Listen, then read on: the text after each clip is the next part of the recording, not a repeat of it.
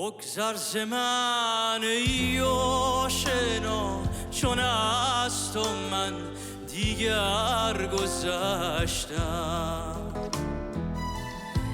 دیگر تو هم بیگانه شو، چون دیگران با سر گذشتم. میخواهم عشقت در دل بمیرد، میخواهم تا دیگر در سر یادت پایان گیرد.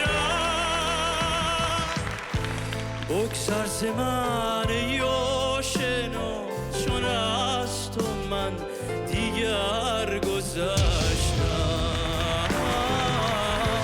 دیگر تو هم بیگانه شو، چون دیگران با سر گذشتم.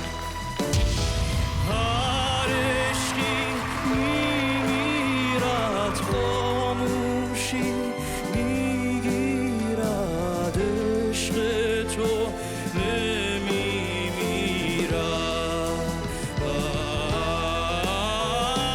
باور کن بعد از تو دیگری در قلبم جایت رو نمیگیرد.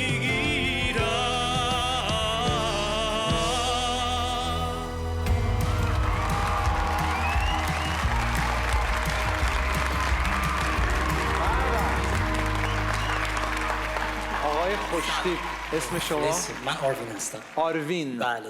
آروین چند سالته آروین جان؟ من 36 میرم تا 37. اولا جالبه، اصلا فکر نمی کردم که همچین چهره‌ای با همچین صدا، یعنی حالت عارف کوچک، عارف جدید نزد که واقعا آهنگ عارف بود که بسیار زیبا بود. من فکر کنم دوره رفتی نه؟ کنسرواتوار سانتا چچیل روم درس خوندم. بله. آواز کلاسیک خوندم. کجا؟ هیچ ادعایی ندارم. روم. بله آواز کلاسیک خوندم، ولی موزیک موسیقی فوق لیسانس هم پداگوژی هم تدریس موسیقی خوندم. ولی خب اوکی. چهره مهربونت دوباره واقعا، یعنی مهربونی ازت میباره تو صدات هست و خیلی جالبه وقتی میخونی. حالا نمیدونم همیشه اینجوری یا نه، یا ترس بود یا همینجوری حال میکنین. دقت کردین چشاش همیشه بسته بود، یعنی من حتی میخواستم بای بای کنم کلا نمیشد. حسشو بگیرم چون اگه تو تیم کامیار بیای، یعنی اصلا من و تو یه هشتگ میشیم تو اینستاگرام با هم، آینده داریم و میتره کنیم با هم. از الان داره ایراد میگیره نرو تو تیمش اصلا. میخوای بتره کنی جات اینجاست، چون من میدونم با تو چیکار کنم. وای وای وای بفرمایید. It's okay. خیلی زیبا بود صدات. باعث افتخار. من خیلی خوشحال میشم اگه بتونم تجربه های خودم رو در اختیار تو باعث بذارم. افتخار. خوندن و خوب خوندن فقط تجربه است، یعنی باید انقدر خونده باشی تا این صدا اون جلای خودش رو پیدا کنه و بدونی که چجوری باید بخونی. امیدوارم که من بتونم کمکی بکنم به تو نازنین. کسی که با تو کار بکنه از ما 4 نفر کارش خیلی راحت خواهد بود.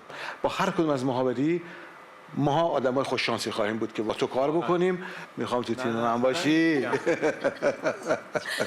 اروین جان خیلی ممنون واقعا که امروز روزمون ساختی با این آهنگ زیبا و واقعا از صداتون لذت بردم. بسیار عالی اجراش کردین و توی تیم هر کسی که بیاین به نظرم ما برنده هستیم. الان وقت انتخابه. غلط کردم. ببین من واسم خیلی جالبه تو که درسشو خوندی، با این همه علم کیو انتخاب میکنی؟ عشقم تو رو دارم. نه این تکنیکا آقا این تقلب میکنه. آقا کارگردان برنامه آقا بیا هلو هلو. عشقم تو خدا یه مظلوم، خدا یه می پرستون. نه الان جوابش برو بخون. عاقبت به هم رسیدیم من و تو، روزای روشن رو دیدیم من و تو.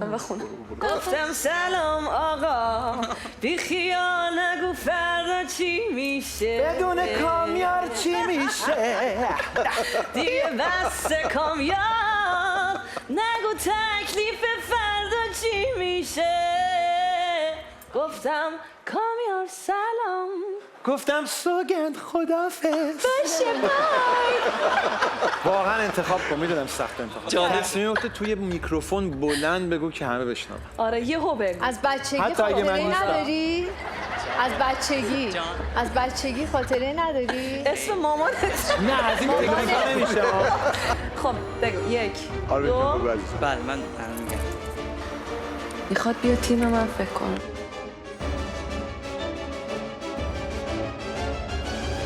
فکر کنم من کامیار انتخاب میکنم.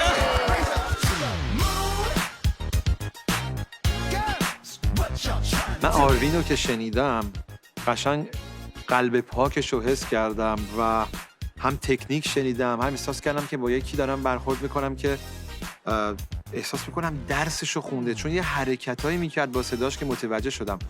با این حالی که میدونم خودم رو در خطر گذاشتم، اما رفتم چند تا دگمه دیگه هم فشار بدم، چون میخواستم به آروین ثابت کنم که من میخوام بجنگم با صد و من نمیترسم از مربیای دیگه و ثابت کردم، جنگیدم و حتی یادمه بهش گفتم توی که درسشو خوندی واقعا کنجکاوم ببینم که کیو انتخاب میکنی، که خدا رو شکر منو انتخاب کرد.